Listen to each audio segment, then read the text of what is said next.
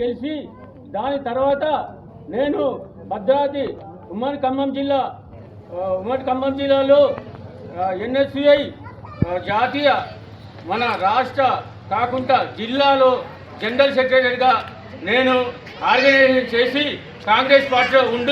కాంగ్రెస్ పార్టీలో జీవిస్తూ దాని తర్వాత 2005 సంవత్సరంలో మా మిస్సెస్ గారు అయిన శ్రీమతి కనకలక్ష్మి గారు మన కాంగ్రెస్ పార్టీ టికెట్ మీద ఇక్కడ మన 17వ వార్డు డివిజన్లో ఆమె కౌన్సిలర్గా గెలిచింది. అప్పుడు కాంగ్రెస్ పార్టీలో దాని తర్వాత నేను ఇప్పుడు 2020 సంవత్సరంలో కాంగ్రెస్ పార్టీలో నిలబడి కాంగ్రెస్ పార్టీలో 36 వార్డులలో నేను ఒక్కనే కాంగ్రెస్ పార్టీ నుంచి గెలిచి ఉన్నాను. కానీ ఇప్పుడు సమావేశం జరిగింది. ఈ సమావేశానికి సిట్టింగ్ అయిన నేను కాంగ్రెస్ పార్టీ మాజీ అయినా ఇప్పుడు ప్రజెంట్ అయినా నేనే కాంగ్రెస్ పార్టీ నాకు ఒక్క ఇన్ఫర్మేషన్ లేకుండా ఇక్కడ కాంగ్రెస్ పార్టీ మీటింగ్ జరుగుతుంది. దానికి ఎంతో నేను బాధపడుతూ సభ నుంచి వాకౌట్ చేస్తున్నాను.